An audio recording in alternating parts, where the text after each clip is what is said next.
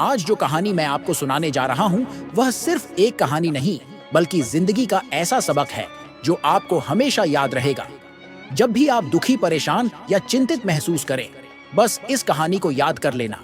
यह कहानी आपको हंसना सिखाएगी, आपको समझाएगी कि हमेशा खुश रहना कितना जरूरी है, क्योंकि जो चीज आपके हाथ में ही नहीं है उसकी चिंता करने से क्या फायदा।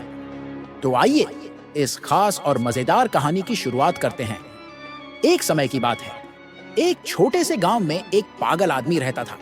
वह बिना किसी वजह के हमेशा हंसता रहता था। चाहे कोई उससे कुछ भी कहे, उसकी मजाक उड़ाए, गाली दे या बेइज्जती करे, वह बस हंसता ही रहता। गांव के लोग उसे देखकर हैरान रहते थे। कुछ उसे पागल समझते थे तो कुछ मानते थे कि वह कोई बड़ा ज्ञानी है जिसने जीवन का कोई गहरा रहस्य समझ लिया है। लेकिन वह किसी को कुछ नहीं बताता था, बस हंसता रहता।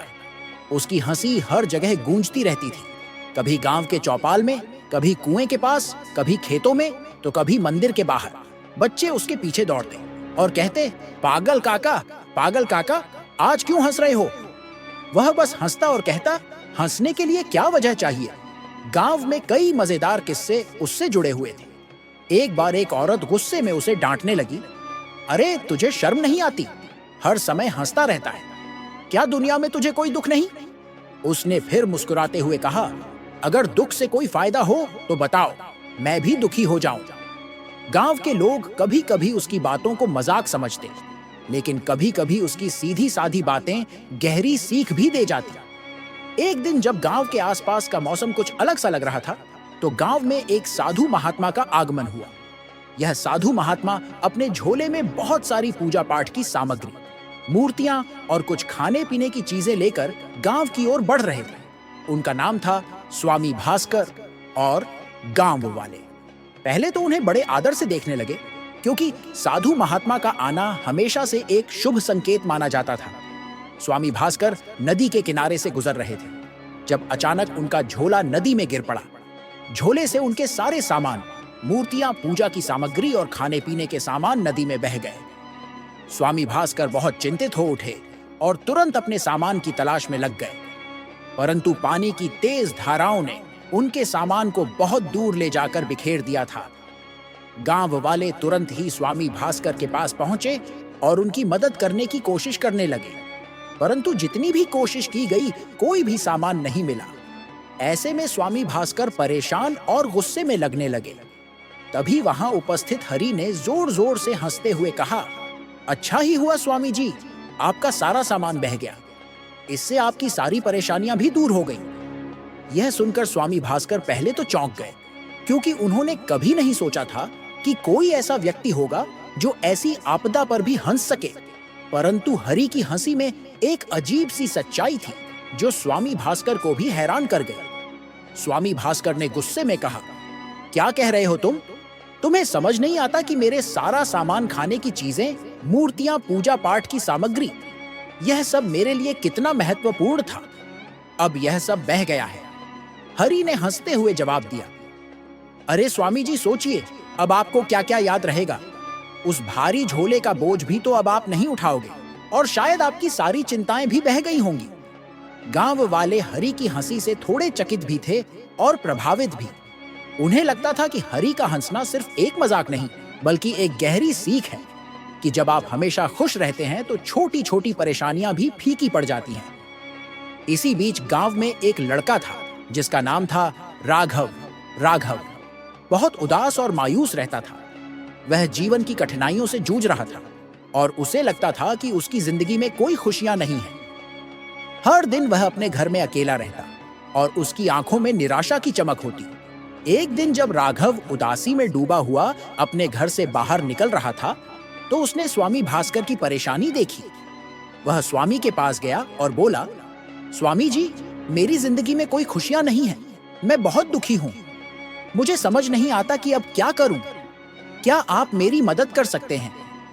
स्वामी भास्कर ने राघव की ओर देखा और कहा, बेटा, शायद मेरी खोई हुई चीजें तुम्हारे लिए कुछ नया लेकर आए। राघव ने थोड़ी आशा की कि स्वामी की किसी बात में कुछ रहस्य छुपा है जिससे उसकी जिंदगी में भी कुछ बदल जाएगा। उसने स्वामी की मदद करने का निश्चय किया और दोनों साथ में नदी किनारे जाकर खोया हुआ सामान ढूंढने लगे। राघव की मेहनत और लगन देखकर स्वामी भास्कर भी प्रभावित हुए, परंतु स्वामी के मन में एक और गहरी चिंता थी जिसे वह किसी से साझा नहीं करना चाहते थे। असल में स्वामी भास्कर कोई साधु नहीं बल्कि एक चोर थे। उनके पास जो सामान था वह किसी मंदिर से चुराई गई एक छोटी सी सोने की मूर्ति थी। मूर्ति इतनी कीमती थी कि उसे लेकर वह बहुत चिंतित थे और उसे पाने के लिए वह नदी के पास से गुजर रहे थे। राघव और स्वामी भास्कर दिन रात मेहनत करते रहे, परंतु नदी की तेज धाराओं ने स्वामी का सामान बिखेर दिया था। स्वामी भास्कर की आंखों में चिंता की लकीरें पड़ गई थी, परंतु वह अपनी असली पहचान छुपाए हुए थे। हरि, जो हमेशा हंसता रहता था, ने देखा कि स्वामी भास्कर की हंसी में आज कुछ अलग सी उदासी भी झलक रही थी। एक दिन जब दोनों नदी के किनारे बैठे थे तो राघव ने स्वामी भास्कर से पूछा, स्वामी जी, आप इतने परेशान क्यों हैं? आपकी हंसी तो हमेशा रहती है, पर आज आपकी आंखों में कोई चिंता सा झलक रहा है।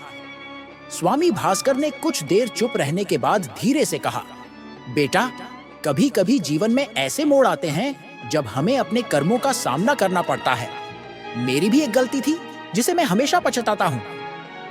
राघव को स्वामी की बातों से कोई समझ नहीं आया, परंतु हरि मुस्कुराते हुए बोला, देखो राघव, जिंदगी में हर चीज का एक मतलब होता है।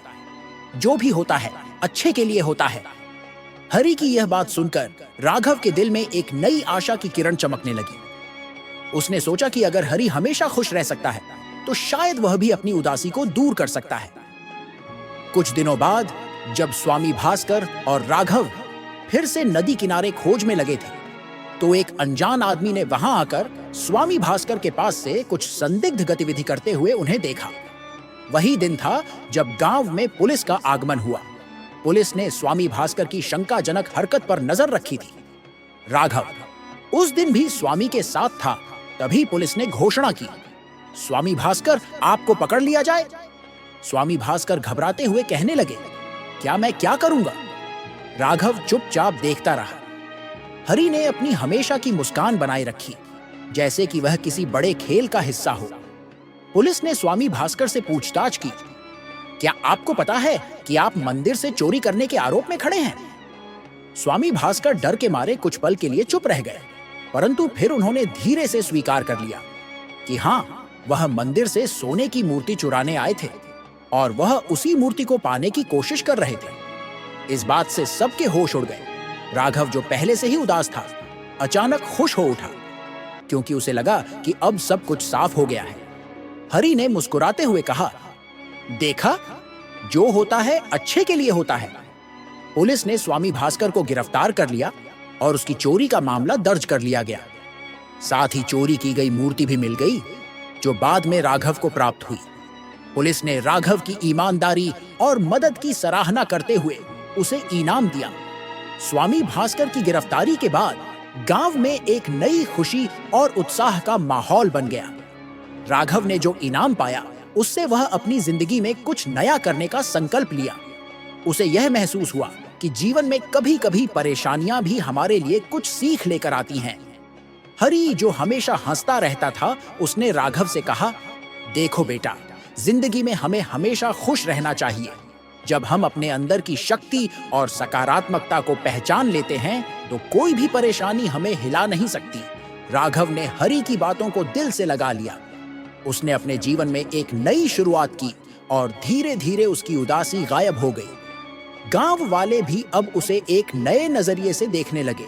राघव ने अपनी मेहनत और लगन से अपने सपनों को साकार करना शुरू कर दिया। इस कहानी से हमें यह सीख मिलती है कि खुश रहना एक विकल्प है, चाहे परिस्थितियां कितनी भी कठिन क्यों ना हो। अपने अंदर की ऊर्जा और सकारात्मकता को पहचान कर हमेशा खुश रहना चाहिए। सही कर्मों का फल जरूर मिलता है। स्वामी भास्कर का मामला साबित करता है कि गलत कर्मों का अंत हमेशा होता है, चाहे वह कितने भी चतुर क्यों ना हो। समय अपने आप सही रास्ता दिखा देता है। जब आपके पास कुछ भी नहीं होता, तब भी चिंता करने का कोई मतलब नहीं है, क्योंकि प्रकृति किसी ना किसी दिन आपकी मदद जरूर करती है। दोस्तों, याद रखिए, हमेशा खुश रहो। यह केवल एक नारा नहीं, बल्कि जीवन जीने का तरीका है। अपने अंदर की सकारात्मक ऊर्जा को जगाइए और हर पल को एक नई उम्मीद के साथ जिए, क्योंकि अंत में यही खुशियां हैं जो आपके जीवन को सार्थक बनाती हैं।